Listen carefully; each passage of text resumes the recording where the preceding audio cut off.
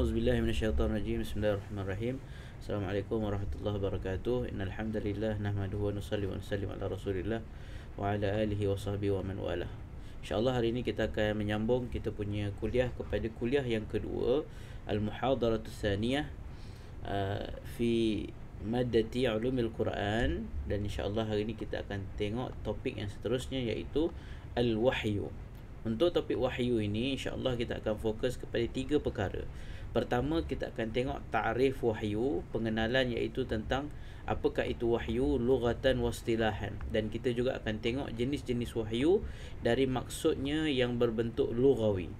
Yang kedua, kita akan tengok jenis wahyu, iaitu bagaimana wahyu ini turun kepada malaikat, bagaimana wahyu Allah ini kepada malaikat, dan bagaimana cara wahyu Allah ini sampai kepada manusia. Dan yang ketiga, kita akan tengok cara bagaimana Rasulullah SAW dapat wahyu dengan cara yang diberikan oleh Allah Subhanahu Wa Taala ini, bagaimana Nabi SAW menerima wahyu ini. So ini yang kita akan tengok hari ini, insya-Allah. So pertama sekali, mari kita tengok takrif wahyu. Wahyu dari segi bahasa lughatan adalah al-isyarah as-sari'ah, iaitu satu isyarat yang bersifat pantas. Allah berikan dia dalam bentuk cepat.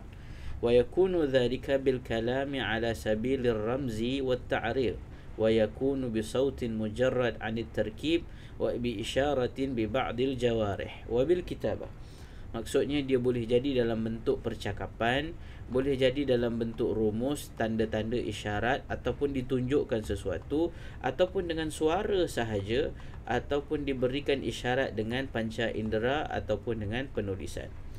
Ini dari segi lughatan, bahasa. Namun dari segi istilah, yang ini kita kena hafal, kena ingat, adalah huwa ayya'lamallahu ta'ala man istafahu min ibadihi kullu ma arada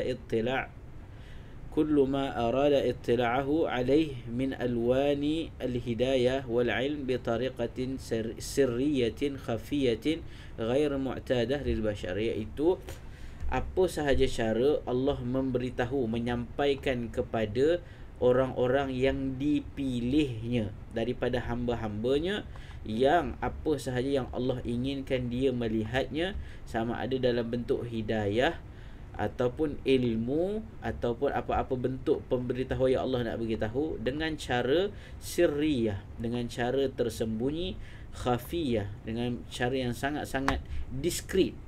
Dan benda ini ghair mu'tadah lil bashar, tidak biasa dilihat dengan adat kebiasaan manusia, bukan benda yang biasa manusia lihat. Ini adalah tafsiran ataupun istilah yang dikeluarkan oleh Al-Imam Az-Zurqani dalam kitab Manahilul Irfan. Apakah jenis wahyu yang Allah sebut dalam Al-Quran dari segi bahasa? Ada wahyu yang digelar sebagai Al-Ilham Al-Fitri. Al-Ilham Al-Fitri ini adalah ilham yang Allah berikan kepada manusia terus, untuk manusia ini dapat. Contohnya, Allah berikan ilham kepada ibu Nabi Musa untuk hanyutkan anaknya ini ke dalam sungai Nil. Allah sebut wa auha rabbuka Allah sebut wa auhayna ila ummi Musa an ardi'i, dan Allah wahyukan kepada ibu Nabi Musa untuk menghanyutkannya ke dalam sungai. Ini contoh wahyu juga, wahyu yang Allah berikan kepada ibu Nabi Musa. Yang kedua, ada ilham yang dinamakan ilham al-gharizi. Ilham al-gharizi adalah satu ilham wahyu yang Allah sampaikan kepada haiwan. Ya, ini contohnya Allah beri kepada lebah. Allah sebut wa auha rabbuka ilan nahli an ittakhidhi minal jibali buyutan, dan Allah telah mewahyukan kepada lebah untuk dia ini membuat rumah-rumah daripada di tempat-tempat yang mana. Ini Allah yang wahyukan. Contohnya lagi, Allah berikan isyarat dalam bentuk ala sabilir ramzi wal iha. Allah sampaikan dalam bentuk tanda. Contohnya yang berlaku kepada Nabi Zakaria, dia minta kepada Allah tanda untuk dia ini mendapat ilham apa yang Allah nak berikan kepada dia. Dia sebut dalam Quran, Rabbi ja'alli ayah, ya Allah berikanlah aku tanda. Maka apabila dia keluar je daripada dia punya masjid, daripada tempat dia punya beribadah ini, Allah berikan dia tanda untuk dia ini berdiam diri, dan supaya dia ini bertasbih kepada Allah, ansabbihuhu bukratan wa ashiya. Ini salah satu contoh isyarah syariah. Dan apa juga yang Allah sampaikan kepada malaikat dari apa-apa jenis arahan pun untuk dibuat oleh malaikat, ini juga adalah jenis wahyu. Ataupun waswasatis syaitan, ini juga adalah wahyu yang disebut dari segi bahasa, bahawa syaitan juga boleh menyampaikan ilhamnya, boleh menyampaikan ideanya kepada manusia, seperti nampak macam wahyu, tapi sebenarnya adalah syaitan yang membisikkan kepada manusia apa yang dia ingin sampaikan. Ataupun al-amrul kauni lil jamadat, apa sahaja perkara-perkara yang berlaku di alam ini yang Allah wahyukan, contohnya pergerakan bumi, langit, ini semuanya adalah wahyu Allah Subhanahu Wa Taala. Ini dari segi lughatan, maksudnya perkataan wahyu ini ada dalam Quran tetapi disampaikan dengan bentuk-bentuk begini, sama ada ilham fitri, ilham gharizi, isyarah syariah, ataupun apa yang disampaikan kepada malaikat, ataupun waswasatis syaitan, ataupun al-amrul kauni. Ini antara perkataan tu digunakan tetapi maksudnya berlainan. Untuk cara bagaimana wahyu ini sampai kepada malaikat, disebut bahawa malaikat ini Allah Subhanahu Wa Taala disebut bahawa berlakunya Allah ini menyampaikan, berfirman kepada malaikat. Buktinya dalam suratul Baqarah kita baca, wa idz qala rabbuka lil malaikah, apabila Allah berfirman kepada malaikat, malaikat ini dapat apa yang Allah sampaikan ini, maka dia dengar dan dia dengar apa yang Allah sampaikan kepada dia daripada firman Allah Subhanahu Wa Taala. Maka ini yang dibuktikan bahawa malaikat ini bercakap, Allah SWT berinteraksi dengan malaikat ini. Wa ala ihaihi, Allah menyampaikan wahyunya kepada malaikat. Buktinya Allah sebut dalam suratul Anfal, idh yuhi rabbuka ilal malaikah, apabila Allah menyampaikan wahyu kepada malaikat, apa dia? Begitu. Dan nusus ini, nas ini tadullu ala, menunjukkan bahawa bahawa Allah yukallimul malaikah, Allah berfirman dengan malaikat duna wasitatin, tanpa ada perantaraan, direct kepada malaikat, bikalamin yafhamunah, dengan bahasa yang difahami oleh malaikat.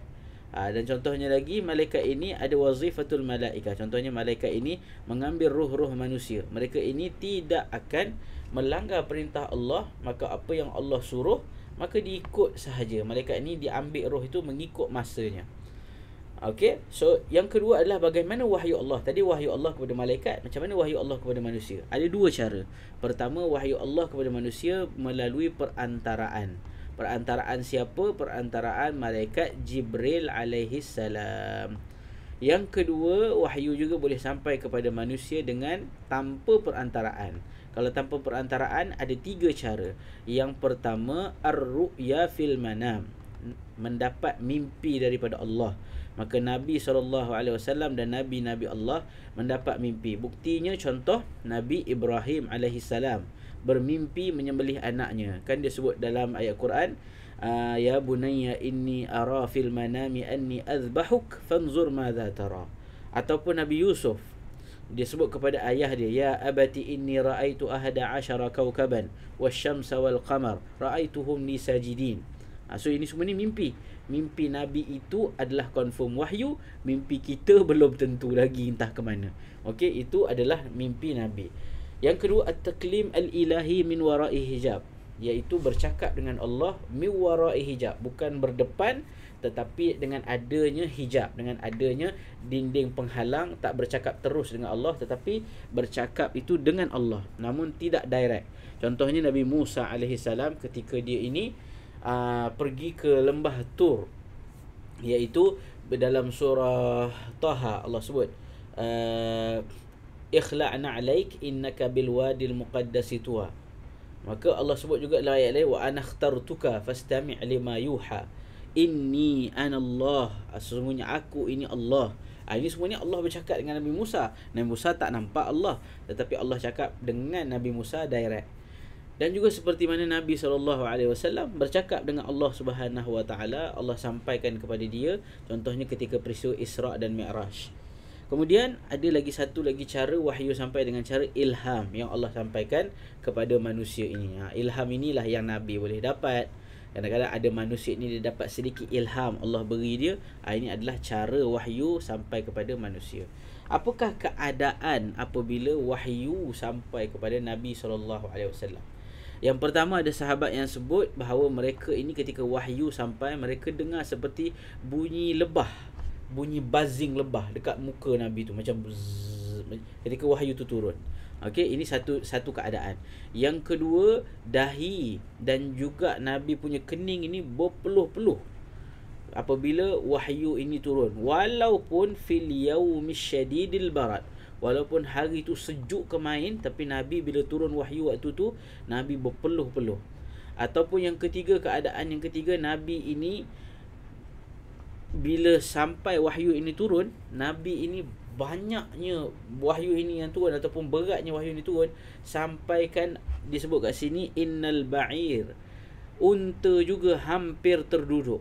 Dan ada satu kisah ketika Zaid bin Sabit duduk bersebelahan dengan Nabi, lutut dia, peha dia bawah peha Nabi, duduk bersila, Nabi punya peha atas dia. Ketika itu wahyu turun, dia kata hampir sahaja peha dia nak patah ketika wahyu itu turun, kerana dia menahan ketika Nabi duduk itu dan Nabi punya peha itu kena. Beratnya wahyu ini. Ataupun Nabi SAW ketika wahyu ini turun, boleh juga keadaan itu terjadi, Nabi ni kena macam kena demam, macam kena sejuk betul. Ataupun disebut Nabi punya muka berubah pucat kemudian menjadi kemerah-merahan. Ada juga keadaan Nabi SAW, dia tundukkan kepalanya dan dia tutup muka dia ketika wahyu ini turun. Dan ada keadaan Nabi SAW ketika wahyu ini turun, Nabi menghafal cepat apa yang Jibril sampaikan itu.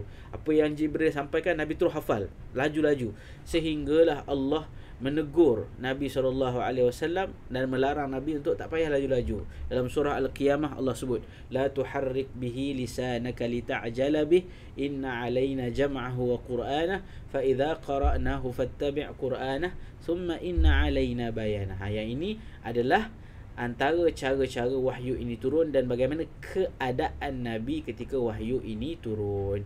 So ini saja tajuk untuk tajuk wahyu ini, tajuk yang simple, namun ini adalah antara topik-topik yang biasa ditanya juga dalam peperiksaan.